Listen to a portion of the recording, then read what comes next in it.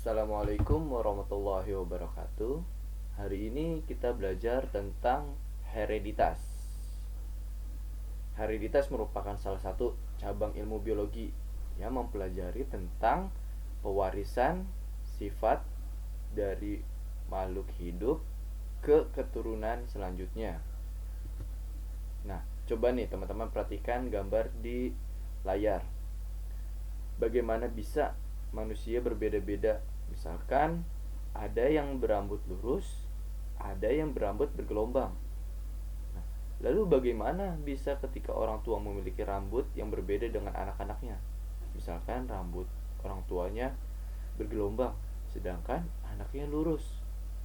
Nah, di hereditas kita akan mempelajari ini gimana suatu sifat tersebut, misalkan tadi rambut, akan diturunkan ke keturunan selanjutnya. Sebelum kita belajar lebih dalam tentang hereditas, alangkah baiknya nih kita ketahuin apa itu pengertian dari hereditas dan istilah-istilah apa aja yang ada di hereditas. Hereditas merupakan penurunan sifat induk kepada keturunannya. Nah, di sini ada beberapa istilah dalam ilmu hereditas. Pertama ada parental, yaitu induk yang disilangkan.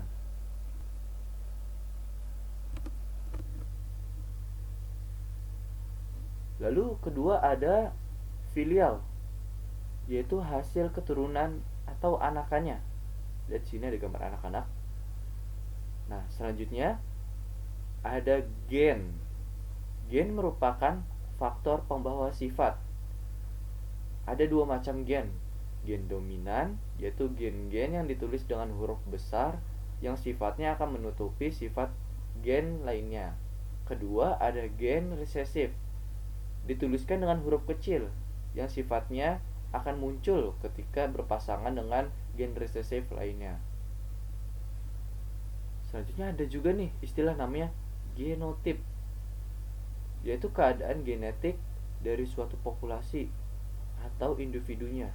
Misalkan di sini ada biji bulat kuning. Nah, sifat bulat kuning ini diatur oleh gen AA. A besar, A besar. Nah, A besar ini yang disebut genotipnya.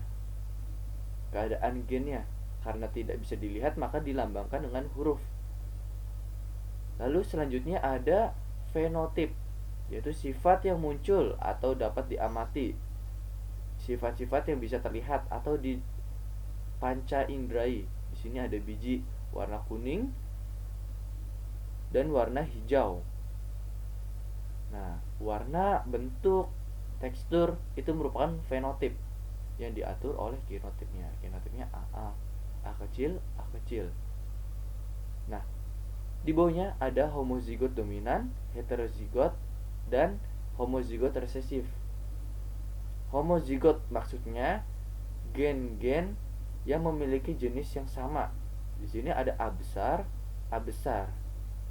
Gennya homozigot karena di sini ditulis dengan huruf besar atau kapital, maka gennya menunjukkan gen dominan. Di sebelah kanannya ada A besar, A kecil. Ini beda jenis gen. Yang satunya dominan, yang satunya resesif. A besarnya dominan, A kecilnya resesif. Makanya disebut hetero, berbeda-beda, heterozigot. Tetapi tetap warna kuning. Kenapa? Karena masih ada A besar yang mengatur warna kuningnya.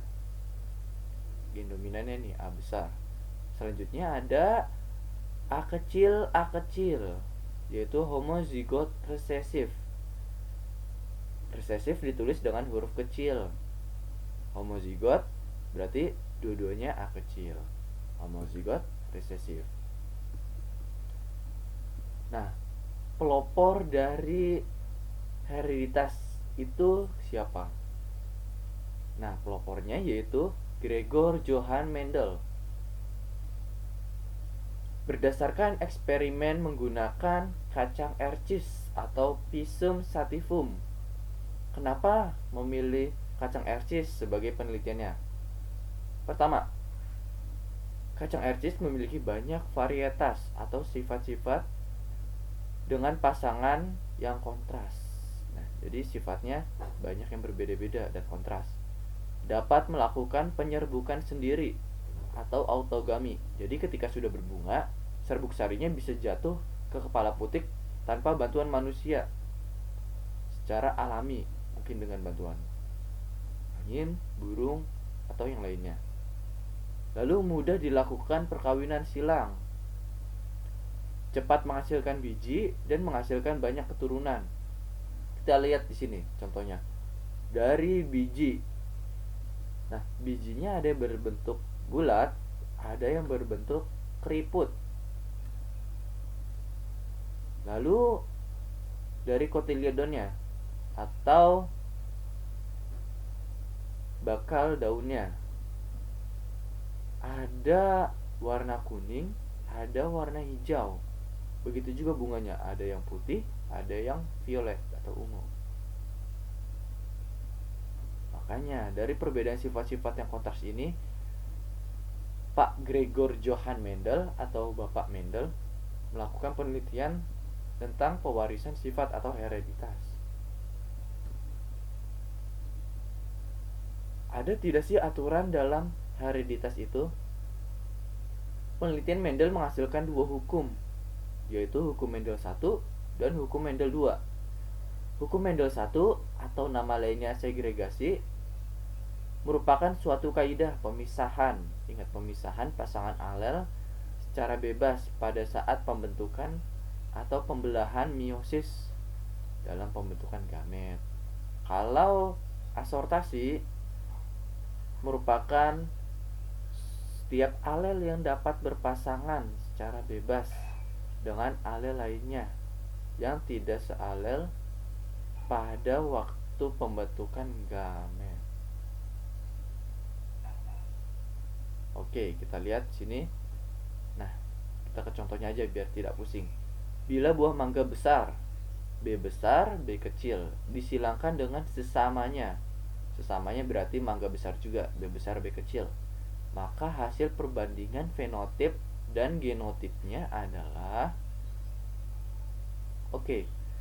B besar, B kecil disilangkan dengan B besar, B kecil akan menghasilkan gamet. Gamet merupakan setengah dari genotip induknya. Ada B besar dan B kecil. Begitu juga dengan yang lainnya, B besar dan B kecil. Nah, pemisahan dari kedua gamet ini disebut segregasi. B besar, B kecil dipisahkan. Jadi B besar dan B kecil. Begitu juga dengan temannya, B besar dan B kecil.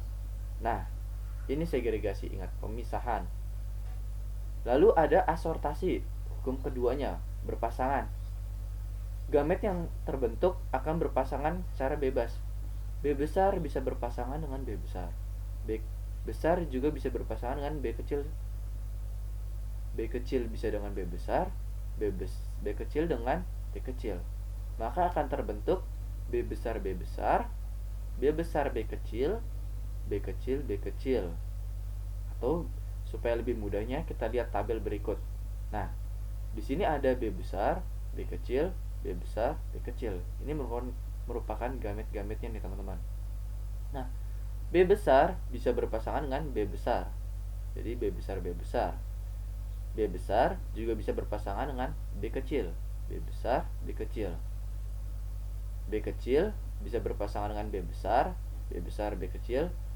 B kecil berpasangan dengan B kecil, B kecil, B kecil. Nah, maka akan menghasilkan perbandingan genotipnya 1:2:1. Ingat genotip, gen-gennya. Dan perbandingan fenotipnya, mangga besar yang terdiri atas B besar, B besar, dan B besar, B kecil 75%. Sedangkan mangga kecil, B kecil, B kecil 25%. Itu perbandingan fenotipnya. Nah, contoh ini merupakan contoh perkawinan monohidrotik.